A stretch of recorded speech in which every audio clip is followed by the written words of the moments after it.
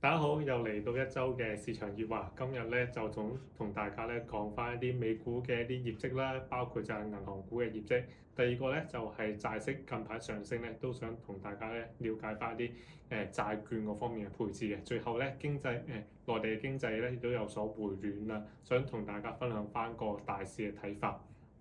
見到一啲美國銀行嘅企業咧，都公布翻首季嘅業績啦。大部分銀行包括大摩、細摩啊、富國啊、花旗啊等等咧，其實嗰個盈利咧首季咧都好過市場預期嘅。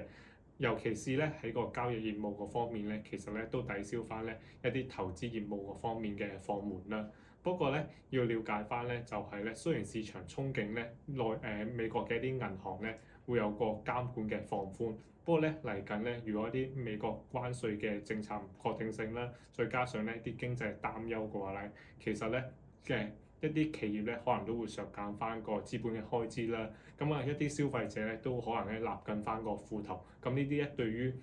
銀行係百業之母嚟講咧，其實咧都係處於一個不利嘅一個宏觀嘅經濟環境。所以咧呢一刻嚟講咧，如果一啲美股嘅配置嘅話咧，銀行股咧未必係首選啦，可能咧都係揀翻啲防守性啲嘅板塊啦，包括一啲必須嘅消費板塊啦，甚至乎就係啲公用啊、事業嘅等等嘅板塊嘅。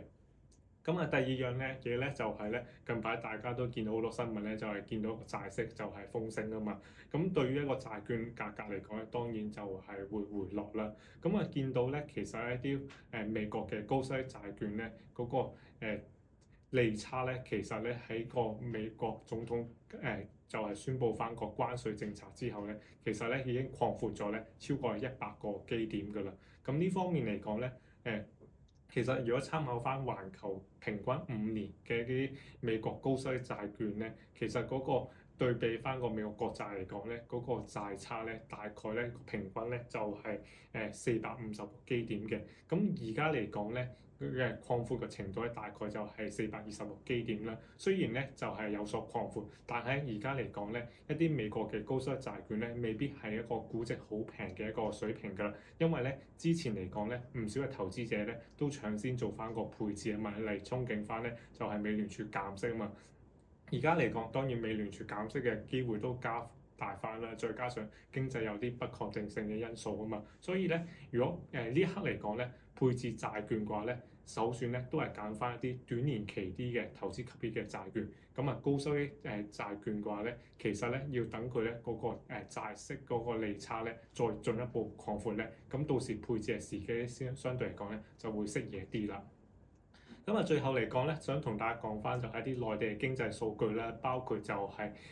三頭馬車啦，同埋一啲內地首季 GDP 咧，按年嚟講咧就係增長咧就係5.4%啦，高過市場預期嘅5.2%。包括之前嘅一啲進出口數據啊、社會融資啊，其實咧都大幅咧好過市場預期嘅。尤其是社會融資嗰方面咧，其實最主要咧都係受惠翻啲內地國債嘅發行啦，再加上咧內地一啲地產嘅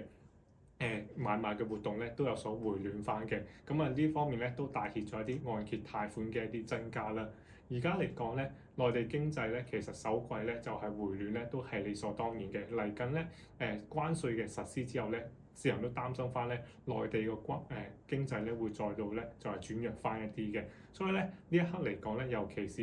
喺個長假期啦，再加上無論係復活節長假期，再加上嚟緊過咗一個禮拜之後嘅一個5·1嘅黃金週咧，其實呢方面咧對於中港股市咧都會咧預期咧都會受累咧於咧關稅政策咧而引致咧比較反覆一啲嘅。所以咧呢一刻嚟講咧，保守啲嘅當然可能將啲資金配置翻一啲防守啲嘅板塊，唔係好受關稅影響嘅一啲板塊啦，例如一啲中資嘅電信股。進取一啲嘅話，其實可以留意翻啲內地嘅一啲消費品嘅股票啦，包括就係啲啤酒股嘅，因為知道咧嚟緊都會步入翻個夏天啦。第2、3季咧其實都屬於一個啤酒股嘅銷售旺季嚟嘅，再加上咧其實尤其是一啲中資嘅一啲啤酒股咧，其實佢最主要咧嗰個銷售市場都係內地，咁就唔係好受關稅所影響嘅，所以呢方面咧都可以留意翻嘅。我今週嘅市場熱話嘅分享咧就到呢一度啦，亦都你申報翻咧會有持有上述提及嘅股票嘅。下星期再見，拜拜。